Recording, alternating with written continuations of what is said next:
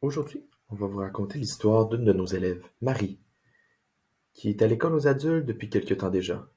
Elle commence à ne plus avancer dans ses matières de base, le français, les mathématiques.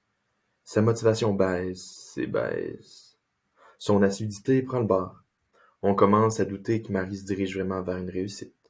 Mais au centre du GIET, nous avons une incroyable équipe d'enseignants, d'intervenants professionnels de direction. Ensemble, nous nous sommes organisés pour permettre à Marie de découvrir d'autres chemins, de lui offrir la chance de se reprendre en main et de lui permettre de trouver sa place dans la société plutôt que de simplement décrocher. Je me suis donc présenté dans sa classe. J'ai dit que je m'appelais Jean-Christophe, que j'étais conseiller pédagogique en intégration socio-professionnelle. J'ai parlé du programme d'ISP et je lui ai présenté l'équipe d'enseignants et leur rôle, donc en classe, supervision de stage. Finalement, j'ai expliqué que la formation permet aux adultes de s'épanouir via l'intégration au marché du travail. Évidemment, je lui ai montré que la formation en ISP est de courte durée. Les élèves sont en classe 6 semaines. C'est le temps que Marie avait pour se trouver un objectif professionnel avant de se diriger vers un stage de 12 à 15 semaines et de découvrir son plein potentiel sur le marché du travail.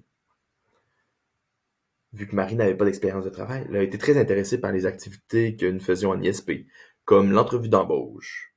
Elle avait des craintes à contacter seule des employeurs pour la première fois. C'est pourquoi aussi l'organisation de visites en entreprise, que ce soit de groupe ou individuelle, l'ont énormément rassurée dans son choix pour la formation d'ISP. Mais ce qui a retenu le plus son attention, c'était le calendrier de classe. Au début, elle était un peu surprise. Il n'y avait plus de cours de formation générale, pas d'anglais, de français, de mathématiques. Juste des ateliers sur le marché du travail, sur les finances et des démarches de connaissance de soi pour mieux cibler son métier. Par après, Marie a rencontré sa conseillère d'orientation afin de discuter de ses possibilités. Elle a réfléchi longuement, décidé voir qu'est-ce qu'elle voulait voir pour la suite, qu'est-ce qu'elle voulait avoir. Ensemble, elles en sont arrivées à la conclusion que Marie pourrait bénéficier de la formation d'ISP. La conseillère d'orientation s'est assurée de faire une belle transition pour Marie pour la prochaine cohorte. Parce qu'il y a plusieurs moments où on peut s'inscrire en ISP, en août, à l'automne, à l'hiver, au printemps. Marie, elle, avait déjà tous ses papiers pour s'inscrire, certificat de naissance, ou bien citoyenneté canadienne, ou résidence permanente. Alors, elle s'est inscrite après sa rencontre pour la session du printemps, qui commençait sous peu.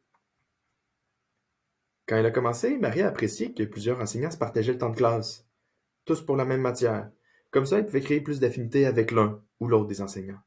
En plus, vu que le cours se donnait en formule magistrale, en discussion, en partage, les élèves apprennent à se connaître, l'un l'autre, à créer des liens entre eux, à se supporter, s'aider, s'encourager pendant leur démarche. Évidemment, un des objectifs de la formation est de cibler un métier. Pour Marie, les démarches ont été très rapides et elle a su ce qu'elle voulait faire. Mais d'autres élèves ont besoin davantage d'exploration avant de choisir leur métier. Surtout qu'il y en a dans tous les domaines d'emploi, fabrication, alimentation, bois, métal. Mais une fois le métier choisi, ce n'est pas terminé. Il faut ensuite chercher, choisir le bon employeur. Étape cruciale, parce qu'il faut prendre celui qui sera ouvert, disponible à vous former. Une entreprise où l'équipe de travail est attrayante, à l'équipe. Une entreprise intéressée à vous embaucher à la fin du parcours. Et c'est là que la deuxième partie de la formation commence. Marie, elle, a trouvé une garderie, dans laquelle elle pourra apprendre le métier d'aide éducatrice. Durant son parcours, elle a côtoyé plusieurs groupes d'enfants, a appris à assurer leur sécurité, à respecter les techniques de travail. Sa superviseur l'accompagnait quotidiennement. Et un enseignant de Centre Violette allait la rencontrer 1 heure et demie par semaine, valider sa progression, l'accompagner dans ses difficultés. Parce que, oh oui, il y en a des difficultés en ISP. Mais le stage fait peur, mais c'est le bon moment pour valider son intérêt pour le métier, expérimenter, faire des erreurs et apprendre, et surtout trouver une bonne source de motivation pour la suite. Au final, à la fin du parcours, nos élèves y en sortent positifs. Ils disent, ce qu'ils ont aimé d'ISP, c'est l'opportunité de relever des défis, mais qu'au début, on ne pensait pas pouvoir surmonter. Le parcours en ISP, habituellement, ça permet d'augmenter la confiance en soi, qu'on n'a pas toujours au début. Ça permet de vivre une réussite. On vient de parler de Marie, mais des raisons des élèves sont multiples, que ce soit pour expérimenter un travail, se réorienter, vivre une première expérience de travail avec l'accompagnement, pour apprendre à se connaître. Le point commun de tous nos élèves, une seule chose, intégrer le marché du travail. Marie, elle a fait son parcours au Centre Louis-Joliette, puis en entreprise pour le stage. Mais selon le métier, c'est aussi possible de le faire dans des organismes communautaires, que ce soit l'Aube-Rivière pour l'entretien ménager, Vélo Vert, la réparation de vélos, le Pignon Bleu, la Baratte, centre communautaire Jean-Guy Drolet pour la cuisine. Tous les milieux sont bons.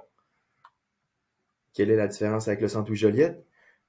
Eh bien, dans les faits, les élèves peuvent commencer au Centre Louis-Joliette et l'équipe d'enseignants, d'intervenants vous accompagnera dans le meilleur parcours selon le projet professionnel. Parce que oui, aller dans un organisme pour le métier, mais aussi des fois pour l'encadrement. Il y a davantage d'intervenants en permanence, les groupes sont plus petits et les milieux peuvent être plus chaleureux. Au final, que votre formation se fasse au Centre Louis-Joliette ou dans un organisme communautaire, verrez que l'ISP montre la réalité du marché du travail et les techniques sur la vie au travail. L'objectif, c'est d'acquérir une nouvelle expérience pour améliorer votre vie professionnelle. Pour revenir à Marie, elle, après tout son parcours, elle est revenue en formation de base, plus motivée qu'avant, avec un nouvel objectif professionnel. Après avoir goûté au métier d'aide éducatrice, elle fonce maintenant vers un ASP d'éducatrice en milieu scolaire.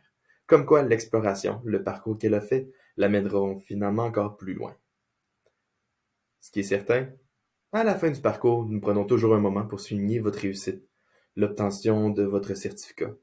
C'est un beau moment pour retrouver tous les autres élèves de votre cohorte, partager vos expériences, vivre une panoplie d'émotions avec tous les intervenants, membres de la famille et amis qui ont su vous accompagner et vous encourager pendant votre parcours.